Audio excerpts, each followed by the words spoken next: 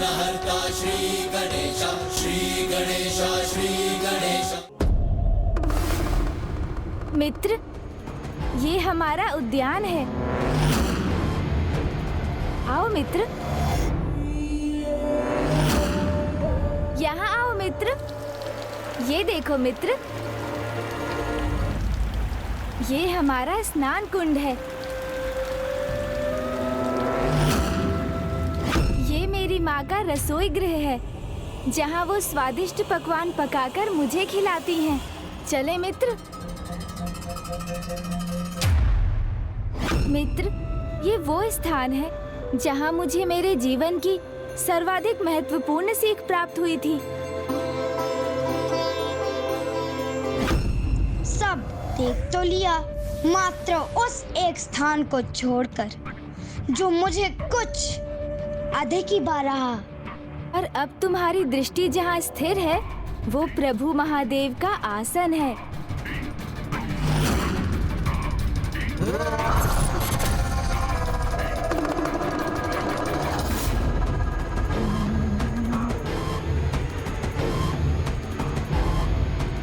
ये पिताश्री का ध्यान स्थल है।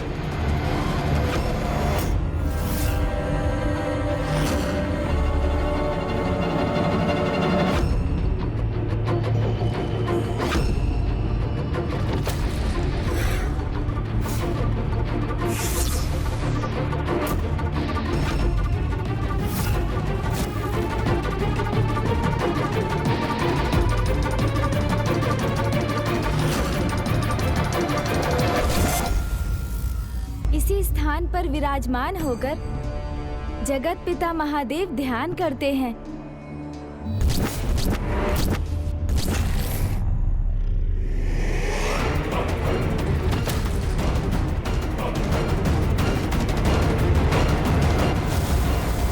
इस स्थान की महिमा तो अपार है, क्योंकि यही संपूर्ण सृष्टि की समस्त शक्ति का केंद्र है।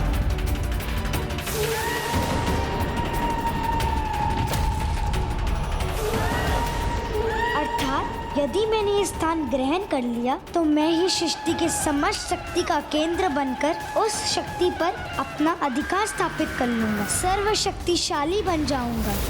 ये भंड कुमार महादेव के ध्यान स्थल की ओर क्यों बढ़ा जा रहा है? क्या प्रयोजन है इसका? मुझे तो पूर्व में ही आभास हो रहा था। अवश्य ही इसके मन में कुछ ऐसा ही अनुचित प्रयोजन है, जिसे सिद्ध करने हेतु ये कैलाश में प्रवेश करने के लिए लालायित है। जो भी करना चाहता है वो सर्वथा अनुचित है। यही वो स्थान है जहाँ से जगत पिता महादेव समस्त संसार के क्रियाकलापों को नियंत्रित करते हैं। अर्थात यदि मैं यहाँ स्थित हुआ तो समस्त संसार पर मेरा ही नियंत्रण स्थापित हो जाएगा। नियति निर्धारित है, इसलिए गणेश जी की चेतावनी सुनकर भी इतना भयंकर दुस्साहस कर रहा है। ये इस पावन स्थल पर एकमात्र त्रिलोक के स्वामी जगत पिता महादेव का ही अधिकार है। उनके अतिरिक्त यहाँ अन्य कोई भी स्थित नहीं हो सकता। अब मुझे यहाँ स्थित होने से कोई भी नहीं रोक सकता। ओम नमः शिवाय, ओम नमः शिवाय, ओम नमः शिवाय, ओम नमः शिवाय। ये क्या? भंड कुमार तो पिताश्री के ध्यान स्थल की ओर ही बढ़ा जा रहा है। बस एक बार यहाँ स्थित हो जाऊं तो अपने प्रयोजन में सफल हो जाऊंगा।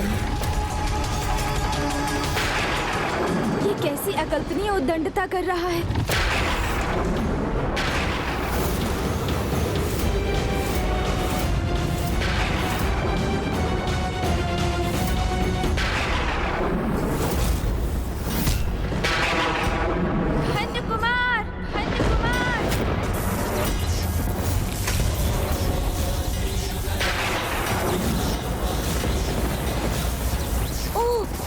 तो बांध दिया मुझे। भंड कुमार, दूर हटो वहाँ से।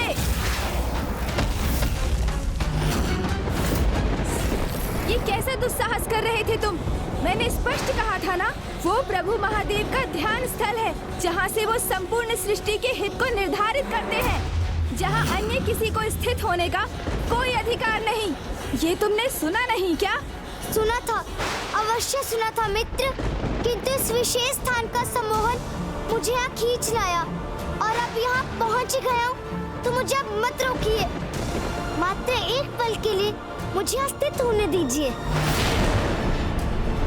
इतना तो चलता है, इतना तो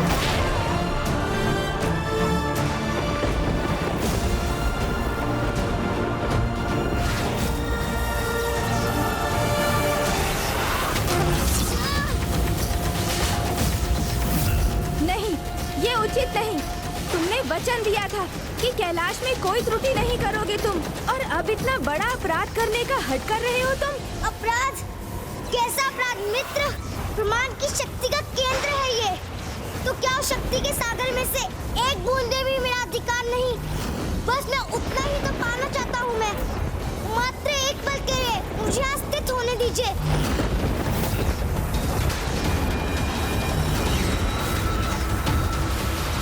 बस किसी प्रकार एक बार पहुँच जाऊँ वहाँ।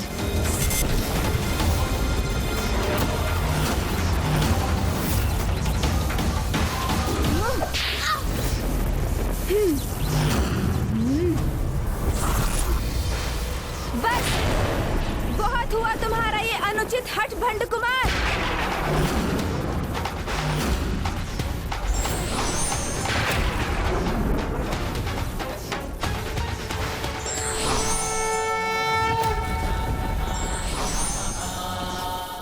ये तो क्रोधित हो गए, कहीं अपनी शक्ति से मुझे आहत न कर दे। तुम्हारा सृजन कर बहुत बड़ी भूल हुई मुझसे।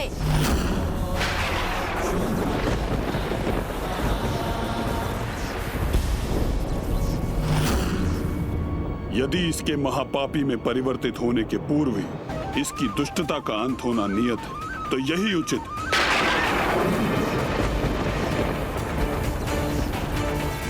भंड कुमार का सृजन कर जो भूल गणेश से हुई है, कदाचित उसे सुधारने का एकमात्र उपाय यही है कि वो उस दुष्ट की दुष्टता का ही अंत कर दे।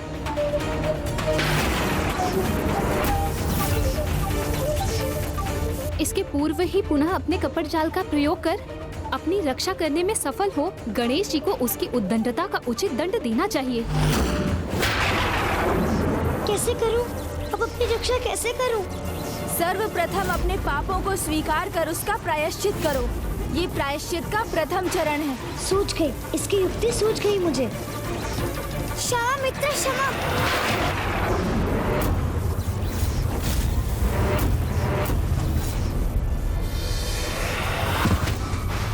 मुझ पर दया कीजिए मित्र, मुझे क्षमा कर दीजिए।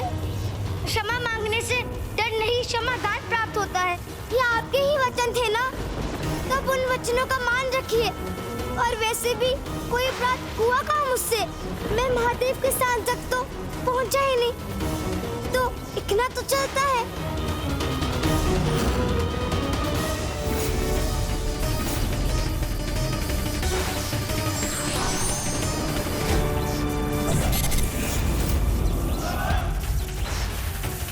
हाँ, उचित है, क्षमा तो आपको करना ही था इस तुझ जैसी भूल के लिए।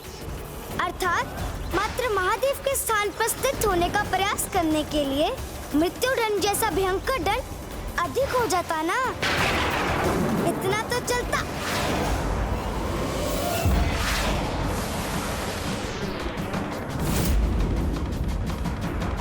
कुपथ पर चलना ही जिसकी नियति है, उसे इतना साधारण दंड कहाँ सुधार सकता है।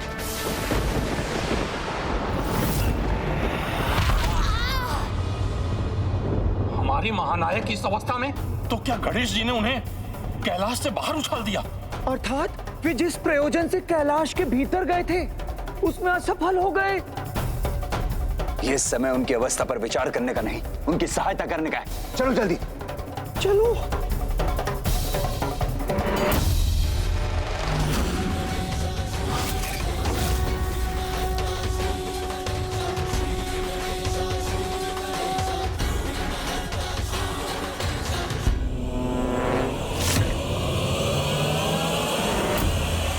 जब कोई समझाने पर भी ना समझ सके, उचित सीख देने पर भी भूल और अपराध करने पर ही आतुर हो, तो उसे उचित अनुचित का बोध कराने के लिए दंड देना अनिवार्य हो जाता है।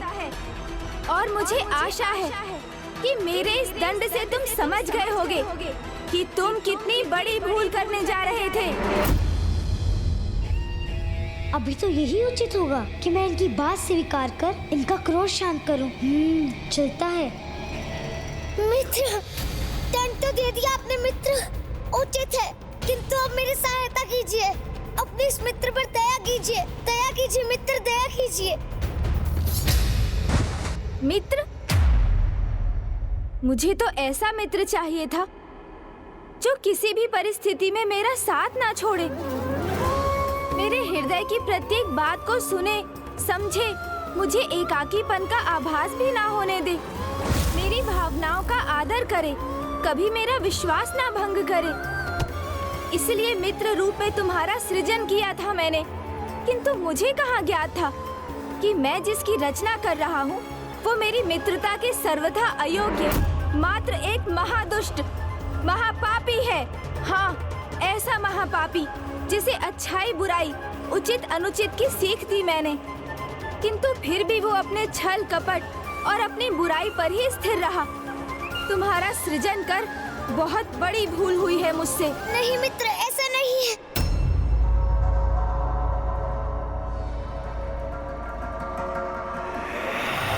मित्र, मैं अबोध हूँ, अज्ञानी हूँ, अच्छाई और बुराई में भेद नहीं कर पाता। अच्छाई मुझसे छूट जाती है, बुराई मुझ पर हावी हो जाती है। मैं विवश हूँ मित्र, विवश हूँ।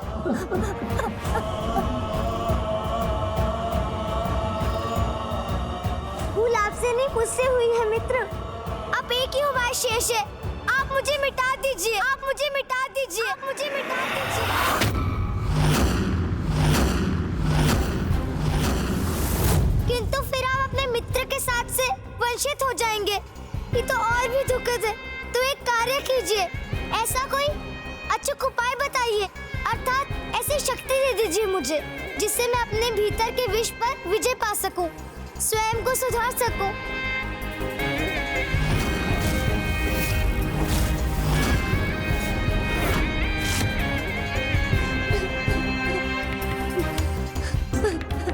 तुम्हें वास्तव में अपने किए पर ग्लानि है? हाँ मित्र, ग्लानि तो है, विश्वास कीजिए। मैं कपटी कुटिल नहीं रहना चाहता हूँ, मुक्त होना चाहता हूँ अपनी दुष्टता से। तो उसका एक ही उपाय है, तप। तप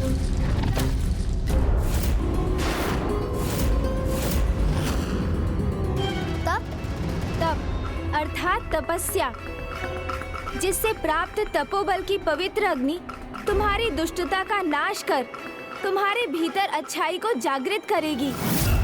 किंतु तुम्हारी तपस्या तभी सार्थक होगी जब तुम वास्तव में अच्छाई के पथ पर अग्रसर होने के लिए प्रेरित होगे।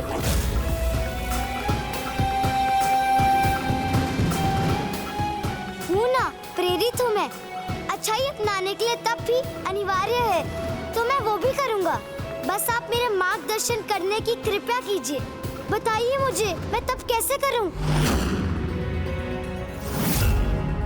तप करेंगे? हमारे महानायक, और तप?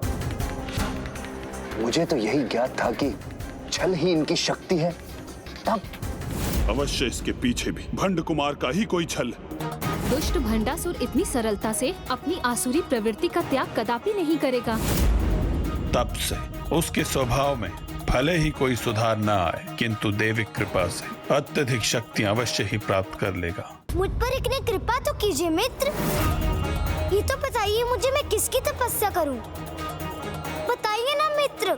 उन्हीं जगत पिता महादेव की, जिनके स्थान पर स्थित होने की उद्दंडता करने का महा अपराध करने जा रहे थे तुम। प्रभु शिव शंकर की भक्ति ही तुम्हारे भीतर के अंधकार का नाश कर तुम्हारे हृदय में एक निर्मल ज्योति प्रज्वलित करेगी, तुम्हारे विकारों का नाश कर सुधार देगी तुम्हें। उचित है मित्र। तो बताइए, मैं कहाँ अपना तप प्रारंभ करूं?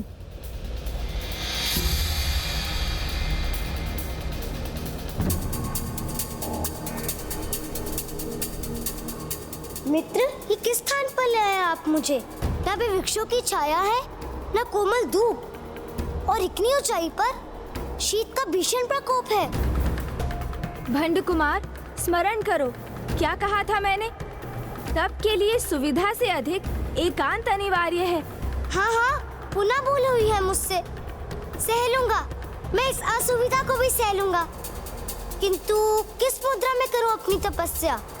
हाँ, ऐसे भूमि पर स्थित होकर, खड़े होकर, अथवा इस प्रकार एक पांव पर खड़े होकर। मैं हाथों के बल भी खड़ा हो सकता हूँ।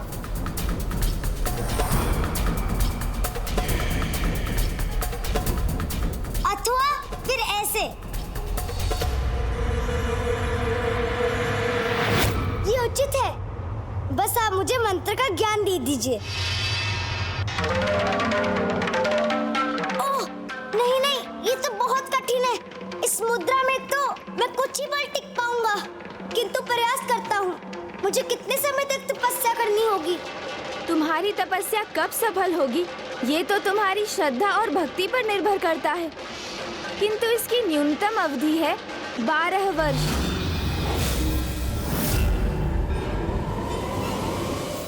12 वर्ष? ये तो बहुत कठिन है। हाँ भंड कुमार, कठिनाई का सामना किए बिना सफलता प्राप्त नहीं होती। पूजा साधना तो उस श्रमिक के श्रम से भी अधिक कठिन होती है जो प्रतिदिन दिवस भर भार उठाने का कार्य करता है। मंदिर में जो पुजारी प्रतिदिन पूजा करते हैं, उनकी उस पूजा में भी अपार आत्मबल और शक्ति की आवश्यकता होती है। शारीरिक शक्ति, जिससे पूजा करते समय वो उचित मुद्रा धारण करने हेतु अपनी रीढ़ को सीधा रख सके। धैर्य शक्ति, जिससे धीरज धरकर वो एक स्थान पर स्थिर रह सके। श्रद्धा शक्ति, जिससे वो प्रभु के प्रति पूर्ण निष्ठा से पूजा करने में सक्षम हो। और आत्मशक्ति, जिससे वो पूजा के फल को ग्रहण कर सके। इसलिए तपस्या का पथ सरल कदापि नहीं। जब भस्म रूप में था, तब भी कभी स्थित नहीं रह पाया। तब तो बड़ा दुर्भाग्य है मेरा। चाहकर भी कैसे सुधारूं स्वयं को, कैसे करूं प्रायश्चित? 12 वर्ष तक रीढ़ को सीधे रखकर सिर रहने की शक्ति कहाँ है मुझ में?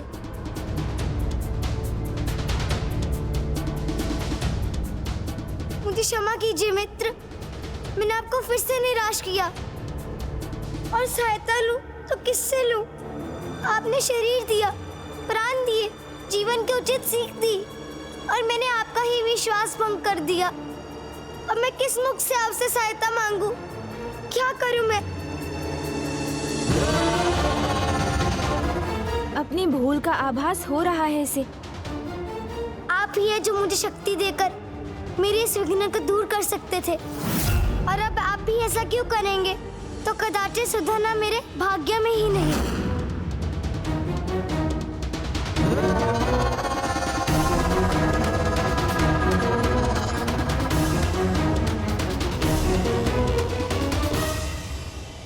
भंड कुमार, क्या वास्तव में तुम अपनी भूल स्वीकार कर अपने भीतर परिवर्तन लाकर अपने दोषपूर्ण आचरण से मुक्त होना चाहते हो?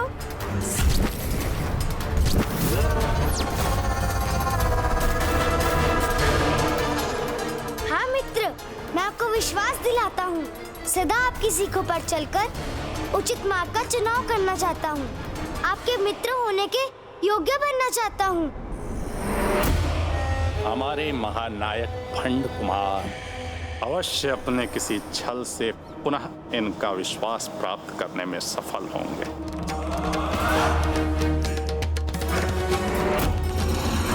नहीं, गणेश जी को इसका विश्वास कदापि नहीं करना चाहिए, क्योंकि छल तो इसकी आसुरी प्रवृत्ति का अभिन्न भाग है। उचित है, यदि तुम कुपथ का त्याग कर सुपथ पर चलना चाहते हो, तो मैं तुम्हें इसका एक अवसर अवश्य दूंगा।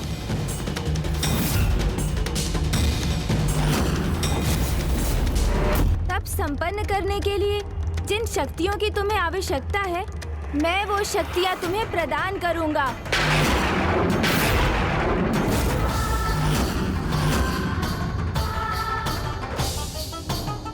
पार्वती नंदन गणेश को ऐसा कदापि नहीं करना चाहिए, क्योंकि भंड कुमार को समर्थ बनाना तो संसार में अच्छाई के अंत का आरंभ होगा।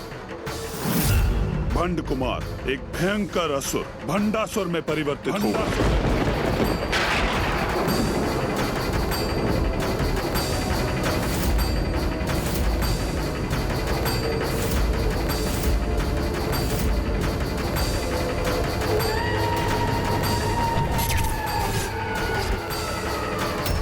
कुटिल व्यक्ति को दी गई विद्या और शक्ति वर्षा में तूफान का कार्य करती है, इसलिए प्रत्येक गुरु को योग्य शिष्य की परख होनी ही चाहिए।